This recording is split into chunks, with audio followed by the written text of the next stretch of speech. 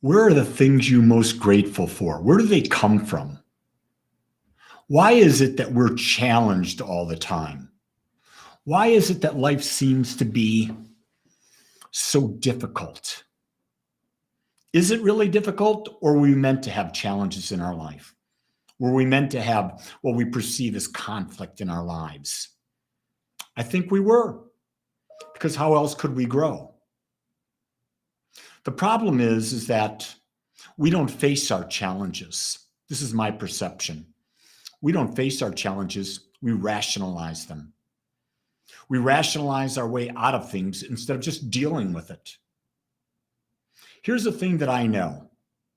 We can rationalize anything in our life. But the fact of the matter is, what our life is demonstrating is who we are. There's no other way to say that. What our life is demonstrating is who we are, because we attract what we are. If we don't have abundance, it's because we don't have an abundance consciousness. If we're not in perfect health, we don't have a consciousness of perfect health. If we're not in loving relationships, there's a reason. We don't believe that we deserve. In fact, it's more than that. We don't love our own self. And if we don't love our own self, we can't be in loving relationships. We can do all this gyration and talking about things in the world today. But the fact of the matter is, the only thing we have control over is our own mind. That's it. We only have control over our own mind, and we do the best we can. I hope we're doing the best we can to change that mind so that that mind becomes a greater thing. You see, the greatest gifts of life come from us overcoming the challenges in our life. What we're most grateful for is the fact of what we gained through facing that challenge in our life. And here's the key thing that I'm learning more and more and more. To overcome challenges in our life, we must change. We can't remain the same. If we remain the same, we're not going to deal with the challenge in any new possible way.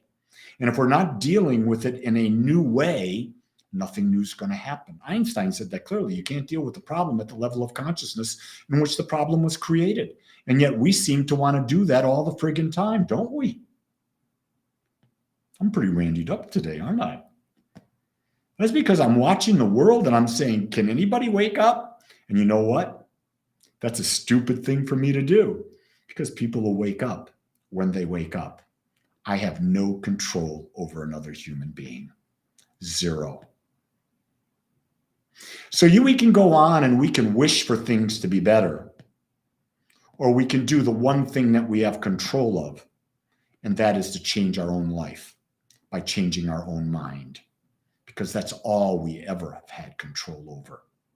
Do you realize that you came into this world, you were self-aware, you're self-aware right now, and when you die, you will be self-aware, and you will live this life 100% with yourself.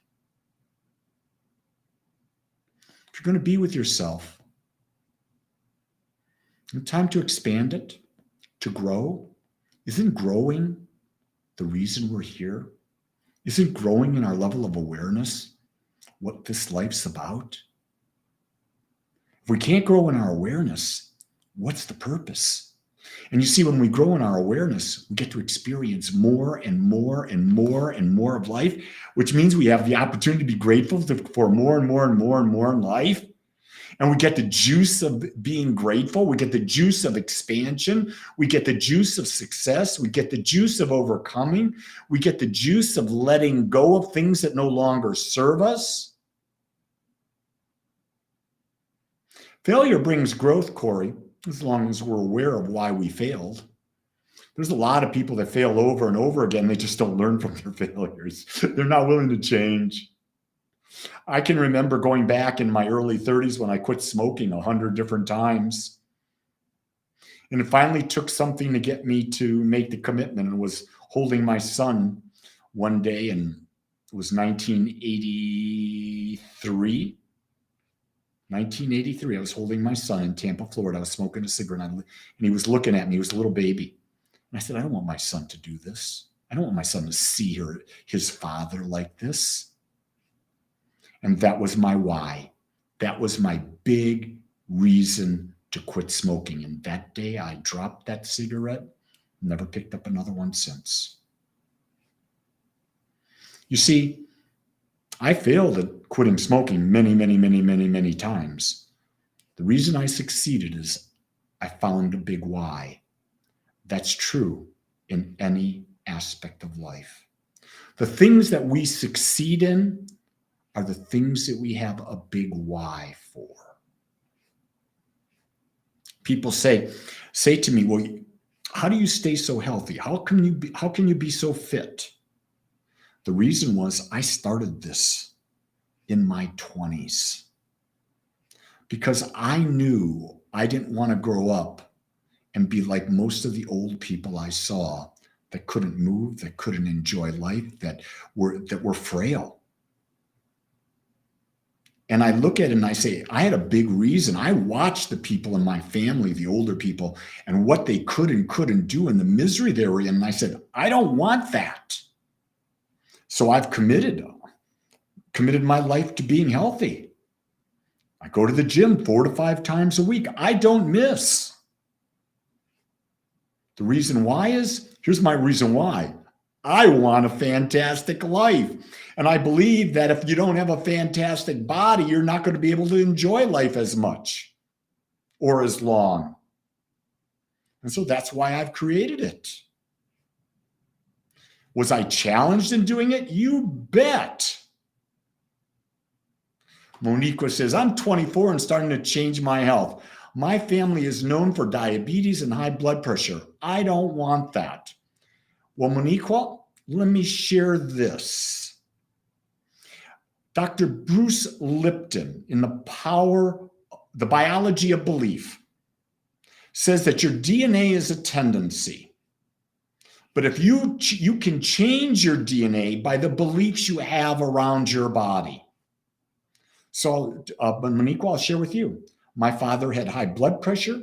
My father was an alcoholic. My father died of congestive heart failure. My mother had cancer, died of cancer. My brother had cancer, died of cancer. So if I look at my DNA, I've got all those same things, but my belief isn't there.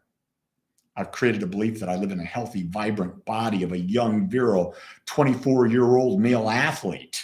I've been saying that to myself for years. I've been saying that my body lives in homeostasis and I experience perfect health and well-being. I have perfect assimilation, elimination, circulation, and breathing. I've been saying those affirmations for years. So what have I done? I've created a mental atmosphere around health. Yeah, I've created a mental atmosphere around health. Doesn't mean that things don't happen to me. Yeah, I had to have a hip replaced a year ago. I fell. I wasn't aware. Back to normal, though.